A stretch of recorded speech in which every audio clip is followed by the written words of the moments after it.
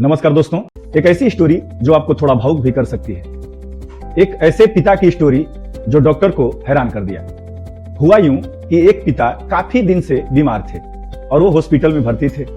उनका एक बेटा सुबह शाम आता था और उनका सेवा करता था और उनकी देखभाल करता था, दवा लाता था, सब कुछ लाता था। जैसे ही उस बुजुर्ग का स्वास्थ्य सही हो गया तो जब डॉक्टर आए उससे मिलने के लिए तो बोले कि कुछ आराम है आपको।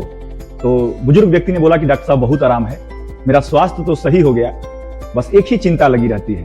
डॉक्टर साहब मेरे 3 बच्चे हैं और एक बच्चा जो है अमेरिका में डॉक्टर है जो कि सेटल हो गया है, और दूसरा डॉक्टर इंजीनियर है जो कि दुबई में है, और एक यही बेरोजगार है। इसकी भी कहीं जॉब लग जाती तो मुझे चैन मिल जाता और मैं अपनी जिंदगी अच्छे से जीता, और मेरी मौत भी आ जाती तो मुझे गम किसी चीज का नहीं रहता। भाइयों, आपको ये स्टोरी सुन के कुछ लगा झटका या नहीं लगा? हर एक घर में भाई के रूप में, पिता के रूप में या फिर बच्चे के रूप में एक बेरोजगार जरूर बैठा है, जो दुनिया के नजर में, यहां तक कि अपने माँ बाप की नजर में वो बेरोजगार है। लेकिन सेवा कौन कर रहा है माँ बाप का, या देखभाल कौन कर रहा है? हॉस्पिटल लेके जाना, दवा देना, उसको हॉस्पिटल से घर लेके आना, ये काम कौन कर रहा है? वही बेरोजगार कर रहा है। लेकिन ताना भी वही बेरोजगार सुन रहा है। मैं उन पेरेंट्स को भी कहना चाहूंगा कि जो बच्चा अगर घर में है, आपकी सारी गृहस्थी संभाल रहा है, यहां तक कि आपका भी टेक केयर कर रहा है, तो उसे बार बार बेरोजगार कह के उसे शर्मिंदा ना करें, क्योंकि वो भी अपनी जिम्मेदारी उतना ही बखूबी निभा रहा है जितना कि आपके 2 काबिल बच्चे। एक स्टोरी मुझे याद आ रही है इसी पर। आपने सुना होगा कई बार, ये रील्स में और फेसबुक यूट्यूब पे बहुत बार ये देखा गया है। एक पिता की दर्द भरी कहानी है ये। एक बार क्या हुआ कि एक लड़का जो है अमेरिका में कमाता था और एक लड़का जापान में कमाता था। दोनों नौकरी करते थे।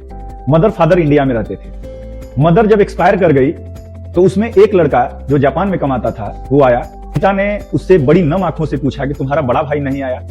तब छोटा लड़का बोला कि पिताजी, भैया से बात हुआ है, भैया बोले हैं कि तुम माताजी जब एक्सपायर की हैं तो चले जाओ, हम जब पिताजी एक्सपायर करेंगे तब आएंगे। इतना बात सुन के, वो रिटायर्ड फादर थे मिलिट्री से, उन्हें बर्दाश्त नहीं हुआ और वो रूम में गए और अपनी लाइसेंसी रिवॉल्वर निकाले और अपने को वहीं खत्म कर लिए। जैसे ही शोर आई, सब लोग बाहर से अंदर की तरफ गए, देखे तो वहां पे एक खत पड़ा हुआ था।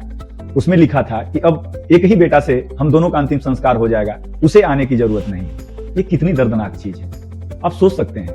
मैं आप सभी से अनुरोध करूंगा कि जो भी घर में है आपके, या तो आपके बड़ा भाई के रूप में है, या तो आपके फादर के रूप में है, या तो आपके छोटे भाई के रूप में है, उसका पूरा सहयोग कीजिए, क्योंकि सारी गृहस्थी वही देख रहा है आपके घर की। एक व्यक्ति ऐसा होना चाहिए जो सारी गृहस्थी को संभाले और सारा फंक्शन को अटेंड करे, और उसको खुश करने के लिए हमारे जैसे नौजवान को, और आप जैसे नौजवान और आप जैसे बुद्धिजीवी लोगों का सहयोग बहुत ही जरूरी है। अगर ये वीडियो आपको पसंद आए तो एक बार चैनल को सब्सक्राइब जरूर करें। बहुत बहुत धन्यवाद। Thank you so much.